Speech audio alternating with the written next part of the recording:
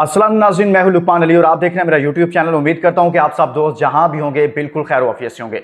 नाज़रीन, आज 2 से 3 बहुत बड़ी खबरें हैं। एक खबर तो यह है कि पाकिस्तान और बांग्लादेश की सीरीज़ के मामला तय पा गए हैं। दुबई में एक बहुत बड़ी मीटिंग हुई है चेयरमैन पीसीबी मोहसिन नकवी और बांग्लादेश क्रिकेट बोर्ड के चेयरमैन के दरमियान, और उसमें यह मामला तय पा गया है कि अब बांग्लादेश और पाकिस्तान की सीरीज़ बाकायदा होगी और अब 5 T20 मैचेस नहीं बल्कि 3 T20 मैचेस पर मुश्तमिल ये सीरीज होगी और 2 मैचेस को कम कर दिया गया है। और जो पाक भारत कशीदगी जो चली थी, जो जंग का माहौल था, उससे निकलने के बाद अब ये खबरें थी कि शायद बांग्लादेश पाकिस्तान का दौरा भी नहीं करेगा। अब वो तमाम तर खबरें जो हैं वो दम तोड़ गई हैं और ये सीरीज होने जा रही है। अब दूसरी खबर जो मैं आपके सामने रखने जा रहा हूं वो ये है कि पाकिस्तान क्रिकेट बोर्ड ने बांग्लादेश सीरीज को लेकर एक तो स्क्वाड के हवाले से और दूसरा ओपनिंग कौन करेगा। नए कोच हैं पाकिस्तान टीम के, जो हेड कोच बनाए गए हैं माइक हैसन, वो क्या सोच रहे हैं और उन्होंने क्या प्लान दिया है कि वो किससे ओपनिंग करवाएंगे और कौन मिडल ऑर्डर में खेलेगा।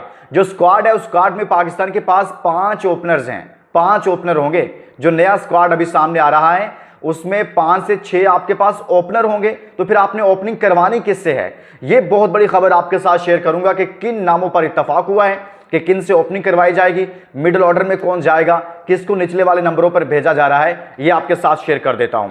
और साथ में दोस्तों, बाबर और रिजवान से मुतलिक मैंने आपको खबर दी थी कि बाबर आजम और मोहम्मद रिजवान को ड्रॉप किया जा रहा है और ड्रॉप कर दिया गया है अगेंस्ट बांग्लादेश। और अब कुछ और भी चीजें चल रही हैं कि बाबर आजम क्या वापस आ रहे हैं, क्या इनको मौका दिया जाएगा। ये कहां से खबर आ रही है कि दोबारा इनको पाकिस्तान क्रिकेट बोर्ड फिर से सोच रहा है और इस सोच के पीछे क्या वजूहात हैं। अब आगे बढ़ने से पहले दोस्तों एक सवाल आपके लिए छोड़े जा रहा हूं कि आपके ख्याल में ओपनिंग किसको करनी चाहिए।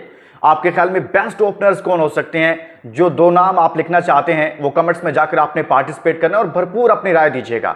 आपका दिल से शुक्रिया, आप वीडियो देखने के लिए टाइम निकालते हैं। और जो नए दोस्त पहली बार हमारे साथ चैनल पर आए उनको वेलकम कहता हूं। ये आपका चैनल है, आपका प्लेटफॉर्म है, यहां आपको बहुत सारी इनसाइड स्टोरीज मिलेंगी। सो चैनल जरूर सब्सक्राइब कीजिएगा और इस वीडियो को शेयर कीजिएगा।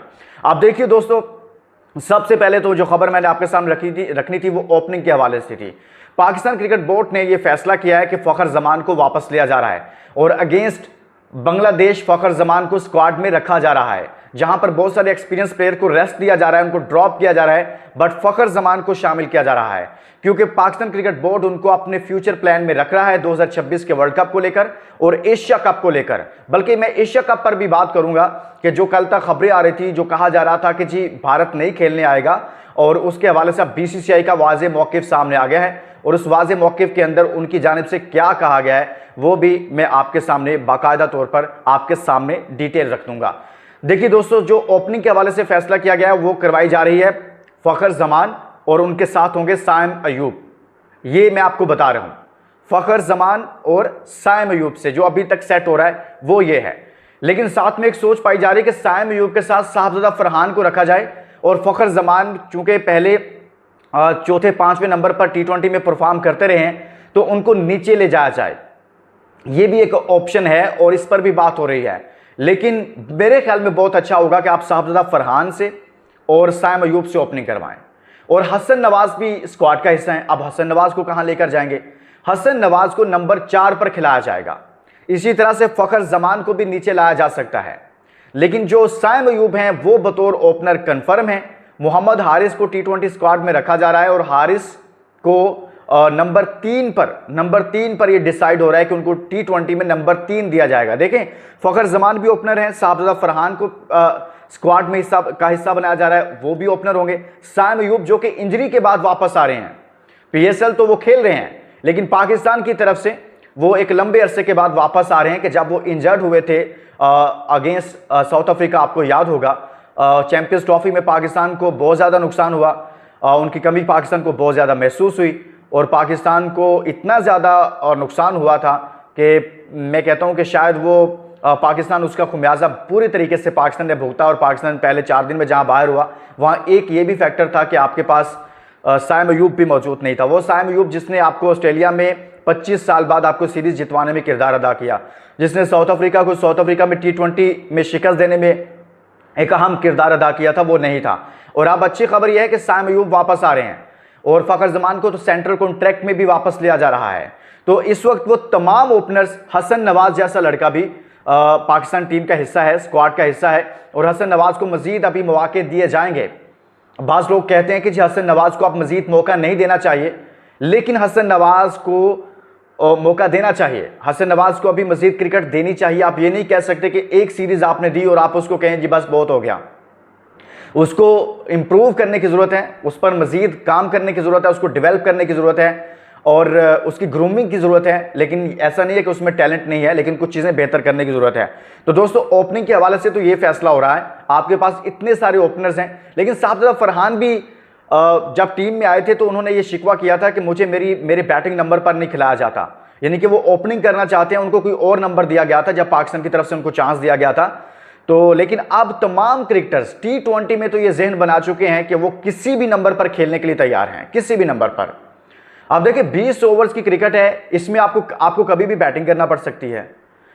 तो अब तमाम क्रिकेटर्स को इस जहन के साथ आना चाहिए कि ये इस चीज़ को जहन से निकाल दें कि ये ओपनर है, ये इसको नंबर 4 पर ही खेलना है, या ये सिर्फ ओपनर है तो ये सिर्फ ओपन ही करेगा। अब किसी भी क्रिकेटर को किसी भी नंबर पर खेलना पड़ सकता है।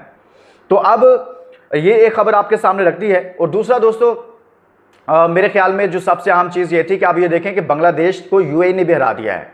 अभी उनकी UAE के साथ सीरीज़ चल रही है और पाकिस्तान के साथ 5 मैचेस थे, 2 मैचेस कम क्यों कर दिए?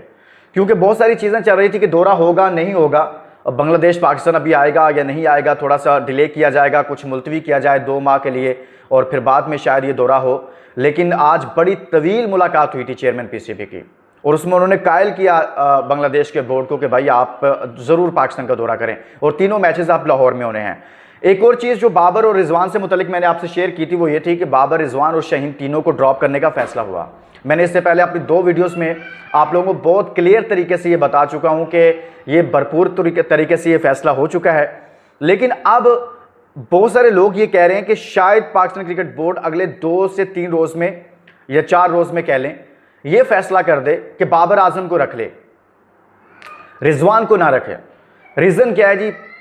रीज़न ये है कि जी वो सुपरस्टार्स हैं जो क्या कह लें कि आपकी जो कमर्शियल है, आपका जो रेवेन्यू है उसमें बहुत ज़्यादा रोल होता है उनका, और आपकी जो एडवर्टाइजमेंट मिलती है वो बाबर आजम की वजह से बहुत ज़्यादा एडवर्टाइजमेंट आपको मिलती है, और ये सारी चीज़ें होती हैं बाबर आजम की वजह से। और बाबर आजम जब क्राउड में जब खेलने के लिए मैदान में आते हैं तो क्राउड भी उनको पूरा सपोर्ट करता है, और एकदम से मैदान में लोग उनको भरपूर तरीके से दाद देते हैं। और यानी कि यूँ कहिए कि बहुत सारे लोग ये कह रहे हैं कि जी बहुत सारी दुनिया मैच देखने इसलिए आती है कि बाबर आजम खेल रहा है। अब बाबर आजम कैसा खेल रहा है, अच्छा खेल रहा है, बुरा खेल रहा है, वो एक अलग से डिबेट है, लेकिन लोग बाबर आजम को देखने के लिए स्टेडियम में आते हैं और मैच देखने के लिए बड़ी तादाद में बाबर आजम की वजह से क्राउड आता है। इसी तरह से पाकिस्तान क्रिकेट बोर्ड को फाइनेंशियली बहुत ज़्यादा फ़ायदा बाबर आजम की वजह से होता है। ये भी एक फैक्ट है जो हमने आपके सामने रखा है। तो इसलिए कुछ ना कुछ ये चीज़ चल रही है कि बाबर आजम को वापस रखा जाए, लेकिन रिजवान को शायद अभी ना फिर रखा जाए, और रिजवान और शाहीन तो ड्रॉप हो जाएंगे, लेकिन बाबर आजम भी अभी तक ड्रॉप है। ये मैं वैसे एक सिनेरियो आपके सामने रख रहा हूँ कि बाज़ लोग ये कह रहे हैं कि at the end of the day ऐसा फैसला हो सकता है। अब माइक हैसन का भी इम्तिहान इसलिए है, गो के UAE की टीम जो है वो बांग्लादेश टीम बहुत कमज़ोर है, लेकिन आप इतना कमज़ोर किसी भी टीम को नहीं ले सकते। पाकिस्तान टीम इस वक्त रैंकिंग में बहुत नीचे है, आपकी क्रिकेट बहुत बदहाली का शिकार है, बहुत बुरे दिन चल रहे हैं आपके। लेकिन अब आपके प्लेयर्स जो मेन प्लेयर्स थे, जिनमें फ़खर जमान आपके इंजर्ड हुए थे, आपके साइम अयूब इंजर्ड हुए थे, वो सब वापस आ गए हैं, वो टीम का हिस्सा बन चुके हैं। तो मेरे ख्याल में अब वो वाली परेशानी तो पाकिस्तान क्रिकेट बोर्ड को नहीं होनी चाहिए, या एक्सक्यूज़ आप नहीं होने चाहिए कि आपके जो मेन प्लेयर्स थे वो आप वापस आ चुके हैं। तो इसके साथ ही दोस्तों इजाज़त दीजिए और साथ में सुपर लीग पर बात करना चाहता हूँ। PSL में बाबर और रिजवान की दोनों टीमें बाहर हो चुकी हैं, और लाहौर शहनशाह अफरीदी की कप्तानी में अब टॉप 4 में है, और इसी तरह से कोयटा ग्लैडिएटर्स है, कराची किंग्स है, इस्लामाबाद यूनाइटेड है, लाहौर कलंदर्स, ये 4 टीमें हैं। और देखते हैं कि इन टीमों में से कौन किसके सर ये ताज सजता है पाकिस्तान सुपर लीग 2025 का। ये भी साथ साथ इस पर भी बात करेंगे। इजाज़त दीजिए, अपना बहुत सारा ख्याल रखिएगा, इस वीडियो को शेयर कीजिएगा, और जहाँ जहाँ से आप देखते हैं, मेरे बहुत सारे दोस्त कश्मीर की खूबसूरत वादियों से देखते हैं, आपका दिल से शुक्रिया अदा करता हूँ। और इंडिया से मेरे बहुत सारे दोस्त देखते हैं, क्रिकेट फैंस, आपका दिल से शुक्रिया। पाकिस्तान से बाहर हमारे परदेसी भाई मुख्तलिफ ममालिक से देखते हैं, आपका बहुत बहुत शुक्रिया। अपने शहरों के नाम लिखा करें, और पाकिस्तान के तमाम शहरों से देखने वाले, देहातों से देखने वाले, गाँव देहात से बहुत बड़ी तादाद में हमारे दोस्त देखते हैं, अपने शहरों के, अपने डिस्ट्रिक्ट के नाम ज़रूर लिखा करें। अल्लाह हाफिज़।